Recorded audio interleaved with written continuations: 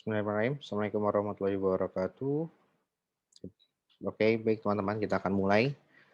Kali ini saya akan melanjutkan pembahasan dari yang video sebelumnya ya. Video sebelumnya itu kita sudah bahas mengenai present value, single factor ya, kemudian juga ini contohnya ya. Jadi kita sudah bahas yang ini ya. Jadi ketika di akhir tahun ke berapa apa namanya kalau present value itu kita akan mendapatkan duit dari hasil pinjaman kita pada akhir tahun ke-10. Nah, berapa nilai sekarangnya? Nah, seperti itu ya. Jadi kita taruh 100 ini di tahun ke-10, kemudian kita hitung berapa present value-nya di tahun sekarang gitu ya, tahun ke-0 sebetulnya. Nah, terus kalau ini kan single sum ya, jadi cuma sekali aja. Tapi kalau dia beberapa kali atau rutin secara periodik, maka itu kita menggunakan present value dari annuity. Nah, seperti ini ya. Jadi present value dari annuity itu, kalian tinggal plotting aja ini ke dalam bentuk, apa namanya, timeline-nya. Jadi timeline-nya itu dari mulai, tahun pertama sampai tahun kelima. Nah, ini semuanya sama jumlahnya, harus sama, oke. Nah, kalau kalau annuity due seperti apa? Kalau annuity due, kalau yang ordinary tadi dibayarnya setiap akhir tahun ya. Setiap akhir tahun pertama gitu ya, berarti kan di periode pertama gitu ya. Nah, kalau dia dibayarkan di muka pada saat sekarang atau setiap awal tahun, maka dia dikatakan annuity due. Jadi kita geser ke samping sini ya. Jadi mulai dari hari ini kita udah langsung menerima 5.000 gitu ya. Nah, kemudian awal tahun pertama juga sama 5.000 sampai seterusnya awal tahun kedua, ketiga, keempat ya.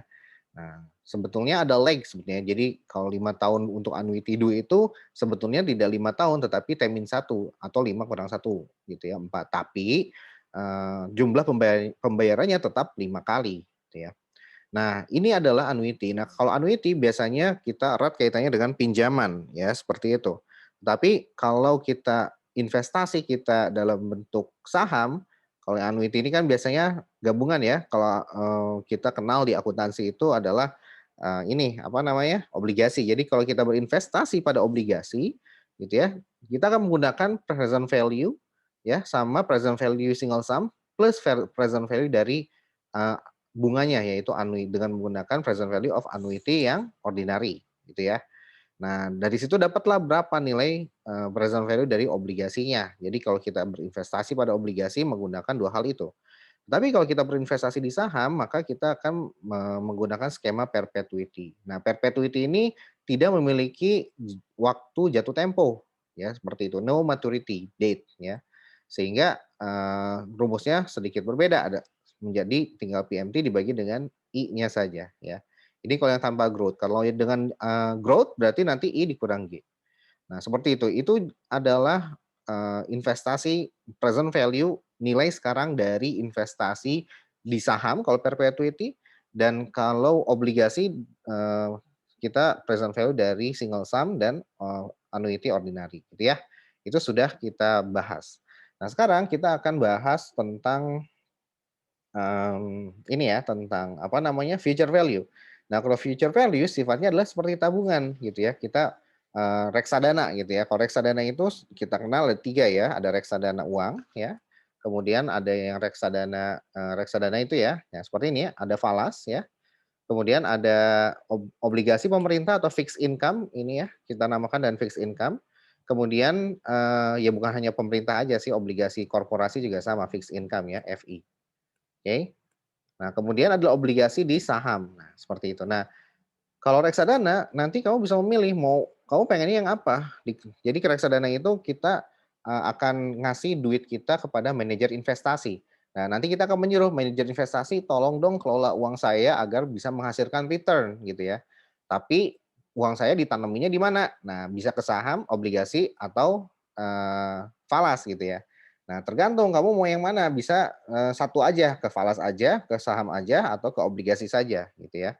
Atau bisa balance fund gitu ya, atau bisa dana yang berimbang. Jadi pokoknya terserah deh manajer investasi mau mengelola uang saya di skema yang mana ya, yang penting returnnya sekian. Nah, nanti manajer investasi akan memilihkan gitu, bisa menggabungkan falas, obligasi dan saham atau hanya obligasi dan saham saja.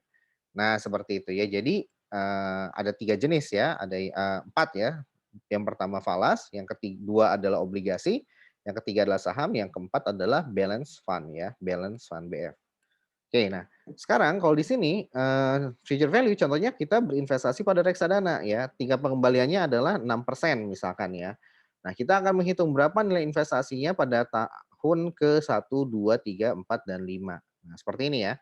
Nah, misalkan kita memilih, oh ya yang 5% berarti yang 5% ini fixed income ya, yang obligasi, ya investment in obligation, investment in bonds ya, seperti itu. Nah, di sini, ini ada rate tahunan ya, kalau rate bulanannya adalah berapa? Tinggal dibagi 12 gitu ya, seperti itu. 5% dibagi dengan 12 ya.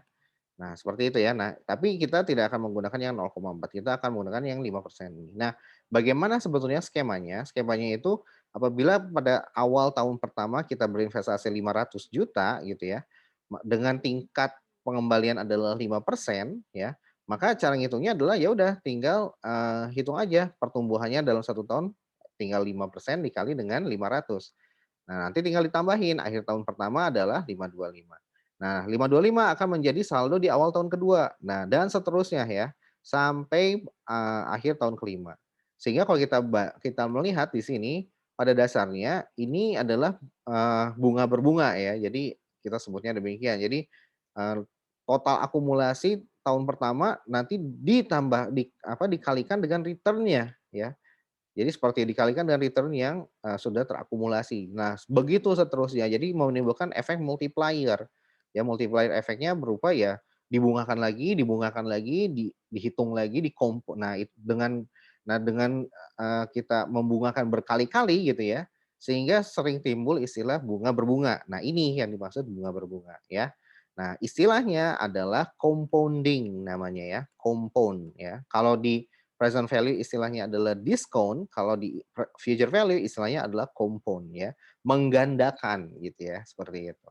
Nah, dari situ. Nah, ini adalah logic dari future value ya. Jadi kalau kita manual ya seperti itu gitu ya, satu persatu tiap tahun.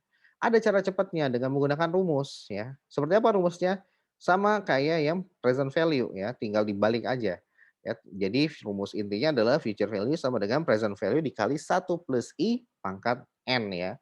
I-nya adalah compounding, compounding factor I-nya ini ya. Kemudian N-nya itu ya time-nya ya, seperti itu ya. Oke, nah sekarang ke untuk menjawab pertanyaan yang di awal ini, berapa investasi di tahun kelima misalkan ya. Ya, seperti itu. Nah, kita bisa hitung dengan cara cepat dengan menggunakan rumus di atas ya. Nah, ini kita masukkan dulu informasinya year-nya 5, present value-nya 500. Nah, kita harus lihat, hitung present value faktornya. Berapa? 1 ya, ditambah dengan 5% dipangkatkan tahunnya, 5 ya, dipangkatkan time-nya 5 sama dengan 1,276 ya. Nah, future value-nya gimana? Tinggal dikalikan ya, 500 dikali 1,276. Itulah future value di akhir tahun ke-5 ya. Ingat kalau future value default-nya adalah akhir tahun. Nah, kalau future value due gitu ya, due yang ada istilah duenya di muka, maka dia di awal tahun gitu ya. Nanti future value di awal tahun gitu ya. Tapi yang kita bahas di sini adalah yang akhir tahun dulu. Nanti yang due itu munculnya pada saat nanti annuity gitu ya.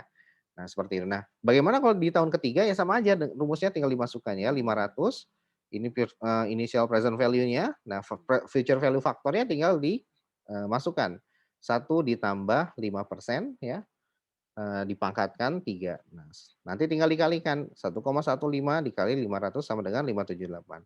Cara cepatnya adalah dengan Excel ya, sama dengan future value ya. Rate-nya berapa? Rate-nya adalah 5% ya.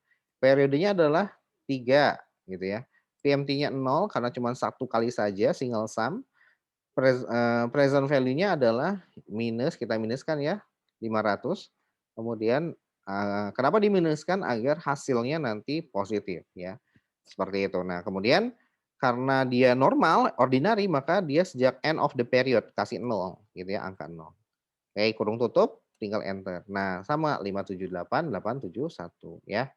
Nah, yang atas juga sama gitu ya, tinggal kita geser aja angkanya ya ke sini, kemudian juga Nah, sama dengan 638. Jadi ini adalah future value dengan menggunakan Excel ya, dengan menggunakan Excel ya. Jadi, karena kalian PJJ ya silakan saja menggunakan Excel saja ya, tidak dilarang kok. Oke, nah seperti itu ya, jadi cara melakukan checksum-nya. Nah dari sini, apabila kita melihat sensitivity value-nya, jadi, semakin lama waktunya, justru akan semakin besar nilainya. Nah bisa kelihatan dari sini ya, kalau dia 3 tahun saja 578, kalau dia diinvestasikan lebih dari 3 tahun atau 5 tahun nilainya naik menjadi 638. Sehingga skemanya seperti ini ya, naik ke atas gitu ya. Nah, seperti ini ya, jadi seperti itu. Oke, beda kalau dia diskon. Kalau diskon justru semakin lama waktu untuk apa namanya, uang apa, kalau diskon itu kan uang kita di akhir tahun ke-10 nilainya adalah sekian gitu ya. Nah, semakin lama waktunya semakin kecil nilai diskonnya gitu ya, semakin kecil nilai present value-nya ya, berarti diskonnya semakin gede gitu ya. Nah, seperti itu. Jadi, sama kaitan kalau future value itu kebalikannya, semakin lama semakin besar. Kalau present value, semakin lama justru semakin kecil nilai saat ininya, ya, seperti itu. Nah, oleh karena itu, ini adalah contoh dari future value ya. Jadi, kalau apabila kita ingin mengetahui berapa kalau kita berinvestasi pada awal tahun gitu ya, berapa nilai pada akhir tahun ke-5. Nah, dan hanya satu kali saja kita, apa namanya, berinvestasi. Nah, itu dinamakan future value dari single sum ya, seperti itu ya. Nah, kemudian berlaku kalau future value kita ingin mengetahui the rule of 72. Nah, ini sangat menarik ya. Maksudnya gimana the rule of 72? Ini kita ingin mengetahui, tadi kan kita 500 di awal tahun ke-1. Nah, di akhir tahun ke berapa tadi teh? Akhir tahun ke-5 nilainya adalah 638 ya. Nah, kita yang pengen tahu kalau nilainya adalah 1000 atau meningkat 2 kali lipat, 2 dikali 500 butuh berapa tahun waktu yang kita perlukan, ya, berapa lama waktu yang kita perlukan agar investasinya bisa 2 kali lipat gitu ya. 5 tahun aja dari 500, 5 tahun diinvestasikan nilainya menjadi 638. Nah, kalau nilainya 1000 berapa lama? Nah, ada cara cepatnya. Cara cepatnya adalah dengan rule of 72 gitu ya. Kita menggunakan, rumusnya adalah N ya, untuk mengetahui jumlah periodenya, tapi ini cuman syaratnya adalah satu saja, meningkat 2 kali lipat gitu ya. Kalau 3 kali lipat ya nggak pakai yang ini gitu. Oke. Jadi kalau misalkan dari 500 jadi 7,5 ya nggak bisa memakai rumus rule of 72. Ya ini harus meningkatnya adalah 2 kali lipat gitu ya. Nah seperti itu. Terus gimana caranya? Caranya adalah ya langsung, initial investment-nya 500, double kalau kita 2 kali lipat berarti kan 1.000 ya. Nah yield-nya adalah 5%. Nah tinggal dibagi, 72 dibagi dengan 5 gitu ya. Nggak usah dimasukin persennya ya. 72 dibagi dengan 5 sama dengan berapa? 14,4 tahun. Nah, kalau kita hitung ya, kita coba buktikan ya ini kita contoh menggunakan future value gitu ya. Ya udah, kita coba buktikan dengan angka adalah 14 tahun gitu ya. Dengan angkanya adalah, 14 tahun gitu ya. Nah, ini nih saya masukkan 14 tahun. Kalau 14,4 itu kan berarti 14 tahun jalan ya, berjalan menuju 15 tahun gitu ya, dari 14 ke 15 ya. Nah, seperti itu. Nah, berarti kita coba aja present value-kan ya, kita buktikan dengan, angka yang sama gitu. Kalau dia di 14 hasilnya adalah kalau N-nya adalah 14 hasilnya adalah 989. Tapi kalau N-nya exactly 14,4 gitu ya, kita taruh aja di sini. Hasilnya adalah nah kurang lebih 1.000 ya.